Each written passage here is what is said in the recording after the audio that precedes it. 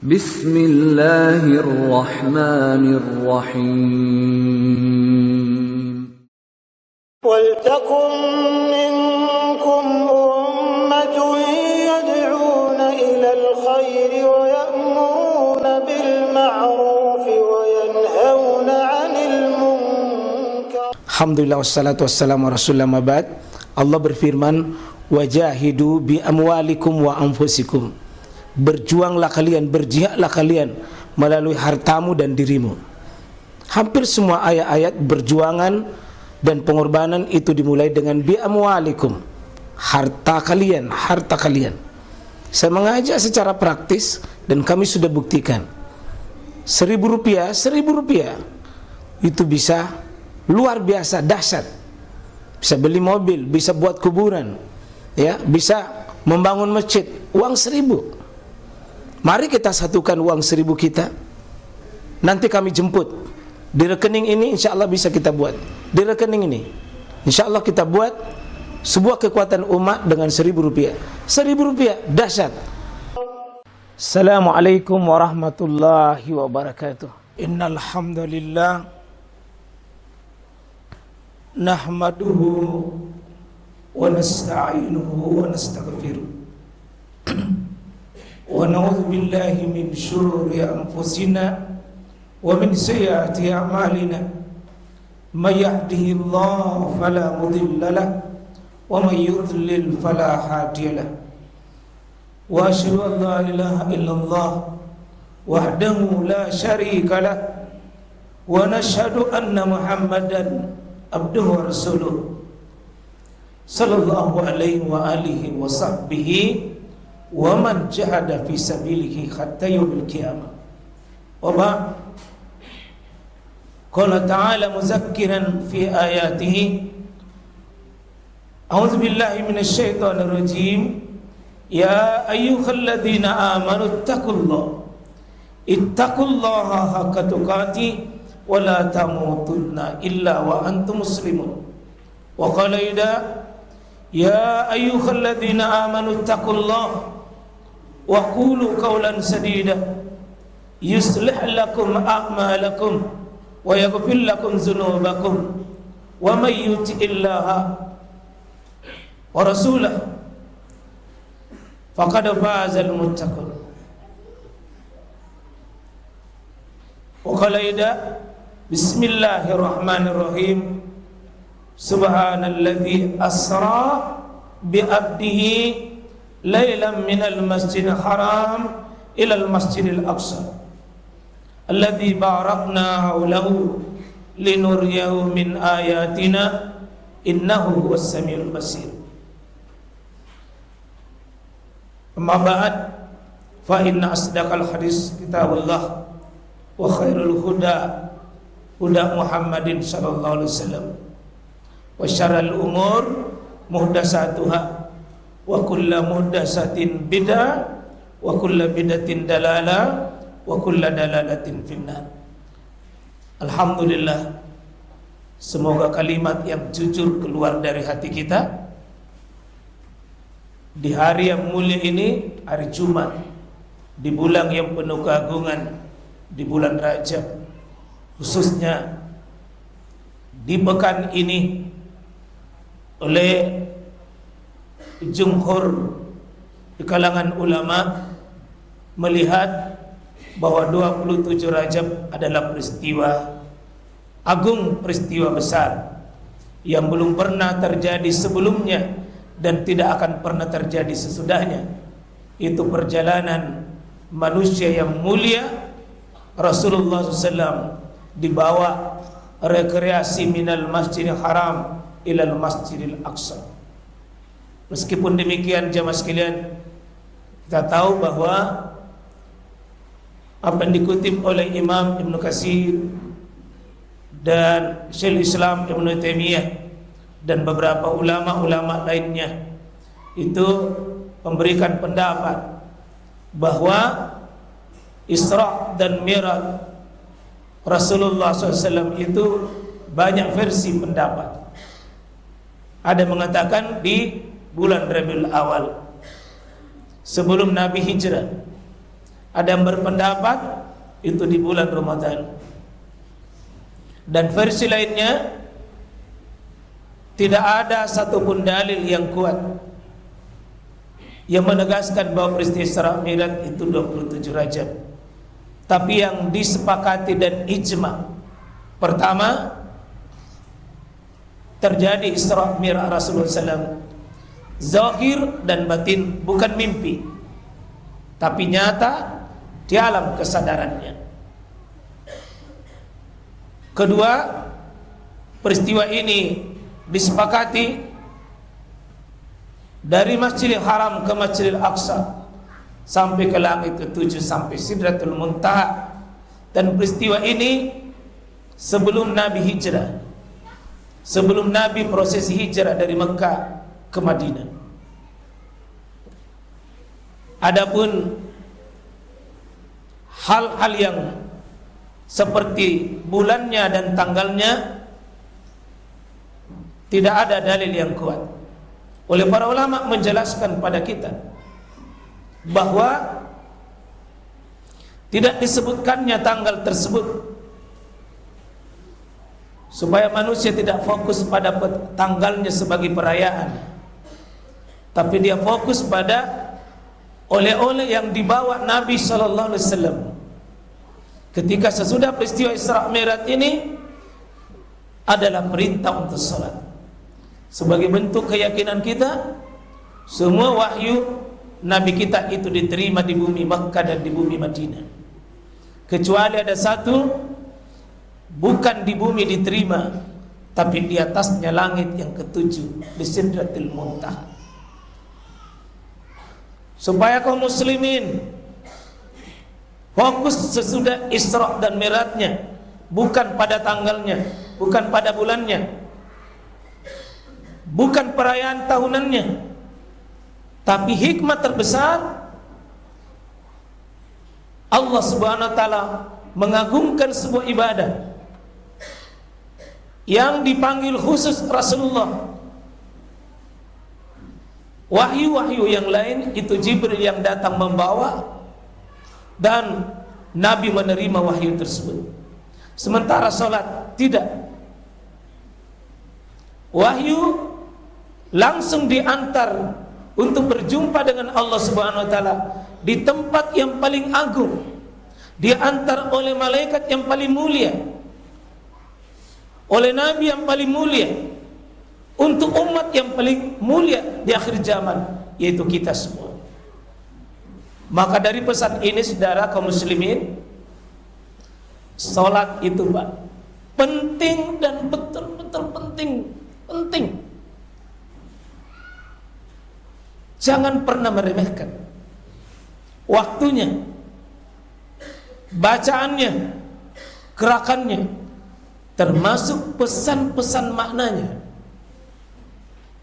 Kalau Allah menganggap penting, Allah menganggap istimewa, seharusnya sikap seorang muslim menjadikan itu juga penting dalam hidupnya, sehingga tidak boleh salat kita ini tergadai oleh kesibukan-kesibukan receh yang sifatnya duniawi, yang membuat yang agung kita sepelekan. Ada perkataan di kalangan para ulama kita, as-salatu mi'rajul mu'minin. Salat itu adalah mi'raj rohaninya seorang mukmin untuk berjumpa kepada Allah Subhanahu wa taala. Itu menunjukkan jamaah sekalian bahwa salat bukan cuma gerakan fisik, bukan cuma bacaan dan gerakan, tapi hal yang lebih penting dari situ, naiknya hati, pikiran, jiwa kita untuk berjumpa dengan Allah. Dan itulah posisi seorang hamba paling dekat. Kalau Nabi di posisi paling terdekat dengan Mi'raj, bicara langsung dengan Allah Subhanahu wa taala, itulah posisi yang paling dekat. Maka orang beriman diberikan juga tempat yang paling terdekat, salat. Kata Rasulullah SAW, aqrabu ma yakunul abdu min rabbih wa huwa sajid. Sedekat-dekatnya seorang hamba itu dengan Allah Tuhannya, di waktu dia sholat, itulah akrab. Maka tugas kita kaum muslimin bukan cuma menyelesaikan sholat kita secara fisik, perkataan dan perbuatan, tapi yang paling penting bagaimana hati terlibat, hati juga naik, hati merasakan apa yang kita ucapkan. Dan itulah salat yang bisa berkualitas. Itulah salat yang bisa mengubah dirinya. Itulah salat yang bisa merubah pikiran kita, merubah sikap kita, merubah pola hidup kita. Kalau salat itu terlibat rohani, terlibat jiwa kita, ikut pikiran kita, memaknai di setiap pesan-pesan salat tersebut. Jamaah yang mulia yang dirahmati oleh Allah Subhanahu wa taala. Pesan yang kedua saya ingin sampaikan. Ada hal yang paling sangat penting dalam peristiwa Isra dan Mi'raj sebelumnya, peristiwa ini yang kurang disampaikan dan kurang dikaji oleh kaum muslimin. Bahwa ada hal yang menjadi asbabnya, yang menjadi penyebabnya kenapa Rasulullah Sallallahu Alaihi Wasallam dipanggil untuk menerima perintah salat ini. Kadang-kadang Isra Mi'raj diceritakan panjang lebar, kadang dibumbui dengan cerita-cerita Israiliyat, cerita-cerita dongeng yang penuh dengan tahayul, khurafat, larut dengan cerita itu, tapi tidak bisa mengaitkan antara diri dengan kehidupan dengan melalui salat. Ada hal yang menarik jemaah sekalian. Wah, kita tahu tahun ketika Nabi Sallallahu Alaihi Wasallam menerima perintah Isra Mi'raj, kondisi rohani Nabi, jiwa Rasulullah, kondisi kehidupan Nabi SAW itu mengalami puncak kesedihan, puncak problematika umat betul-betul dihadapi Nabi, yakni sebelum Isra dan Mi'raj. Pertama, meninggalnya sosok yang menopang perjuangan dakwah beliau, yang memisahkan kekafiran dan kemusyrikan. Itulah Khadijah radhiyallahu anha, wanita yang menjadi pendukung berat dakwah Rasulullah SAW. Khadijah, donatur tetapnya Rasulullah, sekaligus penyejuk hati Rasulullah Sallallahu Alaihi Wasallam. Itulah Khadijah. Dan juga paman Rasulullah yang menjadi tim keamanan dakwah Rasulullah. Sebelum Abu Talib meninggal, kalau Rasulullah diganggu, tidak berani kaum kafir secara fisik, karena ada pembela dakwah keamanan beliau adalah Abu Talib. Tapi begitu duanya meninggal, terancam nyawa Rasulullah SAW. Tidak bisa lagi bergerak Rasulullah di Mekah, diusir, terancam nyawa. Maka Nabi SAW bergerak mencari perlindungan dan dukungan. Beliau lari ke Taif untuk dengan harapan supaya ada yang mensupport, ada yang mendukung, ada yang membela, ada pendukung. Tapi bukan itu yang terjadi. Justru kaum Taif sama sadisnya dengan orang kafir yang ada di Mekah, melempari Rasulullah, mengusir Rasulullah. Sampai dalam riwayat Nabi itu berdarah sebagiannya karena dilempari. Bahkan anak-anak kecilnya pun melempari Rasulullah SAW. Di posisi seperti ini Rasulullah, di bumi sepertinya gelap, tertutup, di depannya tertutup, di belakangnya tertutup, di sebelah kanannya tertutup, sebelah kiri tertutup. Seperti Rasulullah, sempit bumi itu. Dakwah harus digencarkan, dakwah harus ditegakkan, tapi pendukung tidak ada. Begitulah Allah melihat hambanya. Seolah Allah melihat Muhammad, kalau sudah penduduk bumi tidak akan menerimamu, penduduk langit yang memiliki langit dan bumi siap menjemputmu dan akan membukakan jalan keluar dari masalah. Ini hikmah menurut saya Pak, hebat luar biasa. Jika kita sudah mengalami kebuntuan, pahitnya pahit, tapi tetap sabar, tetap di atas koridor Al-Quran dan Sunnah, sabar. Ternyata Allah Subhanahu wa ta'ala tidak pernah tinggal diam. Ada solusi yang Allah buka, yang iblis pernah bersumpah di hadapan Allah di surah Al-A'raf, la'ati'annahum min baini aydihim. Iblis pernah bersumpah, ya Rabb, saya akan datangi manusia dari depan, wa min khalfihim, dari arah belakangnya, wa an aymanihim, saya akan halang manusia dari arah kanan, wa an syama'ilihim, saya akan datangi dari arah kiri, depan, belakang, kanan, kiri.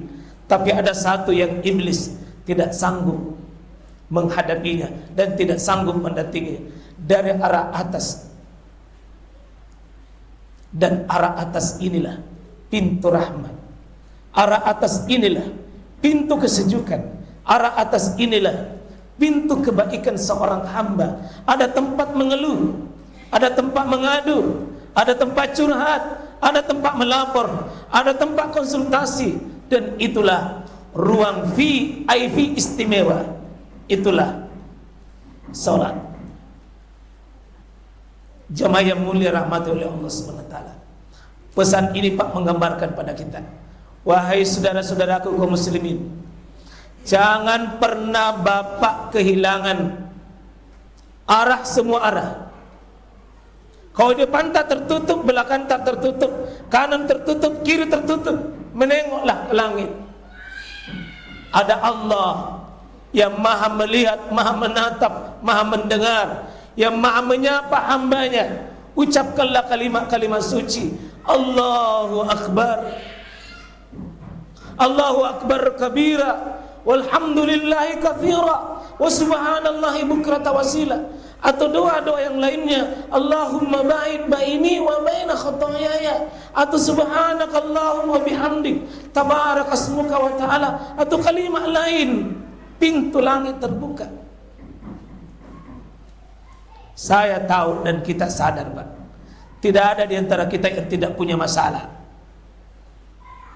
Solusi ketika punya masalah, sebagaimana Nabi SAW punya masalah berat, ternyata cara Allah memperjalankan dan menyelesaikan masalahnya Rasulullah dihibur. Minal masjidil haram ilal masjidil aqsa, masjid ke masjid.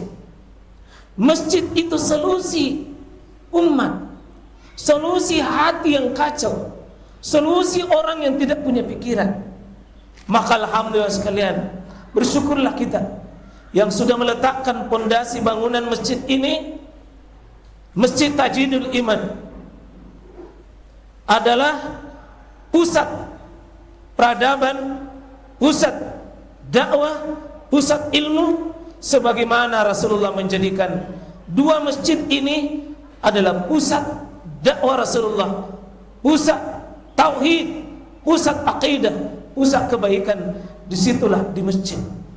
Maka masjid dengan kaum mukminin seperti ikan dengan kolamnya.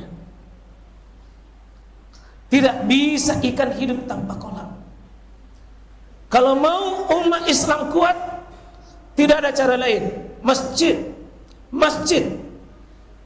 Isra Mi'raj, dua masjid awal jadi tujuan, Masjidil Haram, Masjidil Aqsa, mewakili dua arah secara horizontal di bumi.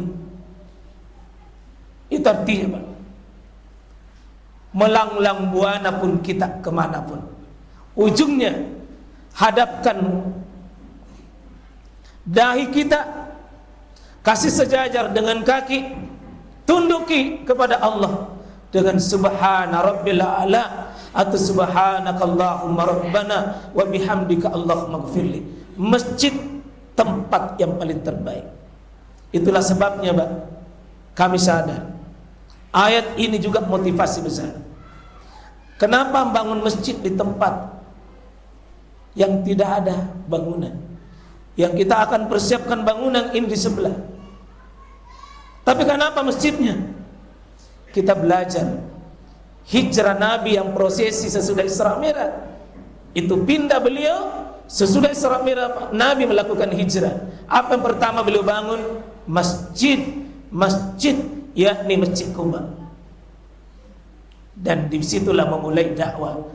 50 negara di dunia tunduk. Itu dimulai dari masjid. Miliaran kaum muslimin dimasukkan nilai tauhid. Di mana diletakkan? Di masjid. Kan itu masjid, Pak, rumahnya kaum muslimin, rumah kita bersama. Maka Masjid Tajdidul Iman ini rumah kita. Kita jadikan sebagai rumahnya Allah, yang oleh Allah Subhanahu wa taala ahabbu bilad ilallah masajiduha. Sebaik-baik bumi di bumi Allah ini yang paling disuka adalah tanah yang bernama Masjid Allah Subhanahu wa taala. Semua kita semua punya perhatian. Alhamdulillah sudah seperti ini masjid kita. Tentu kita tidak puas jemaah sekalian. Mari terus mengeluarkan nikmat-nikmat Allah yang ada pada diri kita, untuk kita terus yang mengelola saudaraku kaum muslimin, terus semangatkan dengan semangat ketulusan. Insya Allah Allah akan datangkan dengan caranya. Semoga bermanfaat apa yang kami sampaikan pada kesempatan kali ini. Barakallah li wa lakum wa lisairil mu'minin wal mu'minat fastaghfiruhu innahu huwal ghafurur rahim.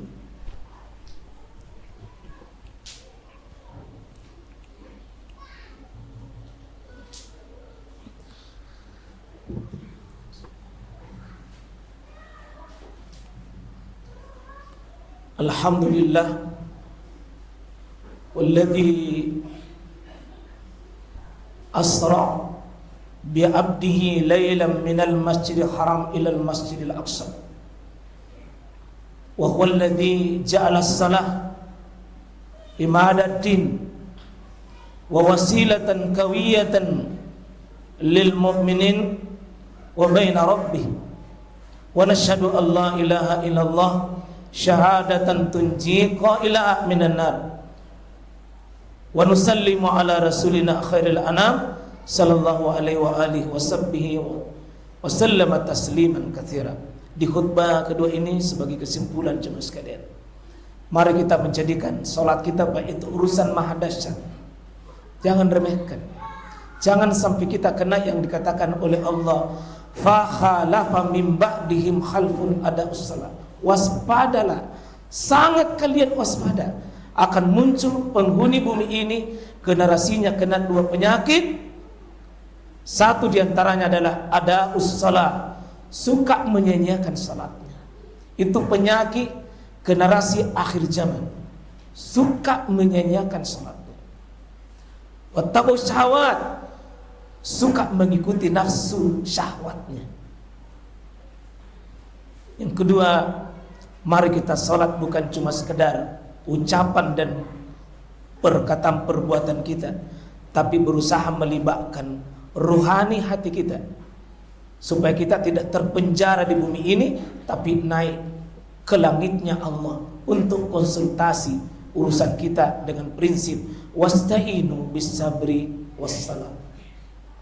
Tentu kita semua tidak bisa bergerak menjaga salat ini dengan berjamaah kecuali ada tempat menghimpun, ada tempat bertemu, ada tempat musyawarah, ada tempat menyatukan potensi kita. Itulah masjid. Semoga Allah merahmati kita, memuliakan kita semua. InsyaAllah rumah Allah ini menjadi saksi bahwa kita pernah hidup di bumi ini, kita pernah menanam saham di tempat ini. Allahumma salli ala Muhammad wa ala ali Muhammad kama sallaita ala Ibrahim wa ala Ibrahim innaka Hamidum Majid. Allahumma ighfir lil muslimin wal muslimat wal mu'minin wal mu'minat al ahya minhum wal amwat innaka samiun qaribun mujibud da'wat wa qadiyat hajat. Allahumma rabbi ja'alna muqimas salah wa min zurriyyati rabbana wa taqabbal du'a. Ya Allah, jadikan kami orang-orang yang menegakkan sholat, menjadikan salat itu penting bagi hidup kami dan keturunan-keturunan kami, keturunan yang bisa menjaga salatnya. Allahumma ftah qulubana hikmataka wanshur alaina rahmataka min khadaili rahmatika ya arhamar rahimin. Rabbana ya hayyum ya qayyum nas'aluka imanan kamilan wa yaqinan sadiqan wa qalban hasyan wa lisanan zakiran wa amalan salihan mutaqabbalan. Allahumma arinal haqqa haqqa warzuqna ittiba'a wa arinal batila batilan warzuqna ijtinaba. Allahumma rabbana atina fid dunya hasanah wa fil akhirati hasanah wa qina adzabannar. Subhana rabbina rabbil izzah amma yasifun wa salamun alal mursalin walhamdulillahi rabbil alamin.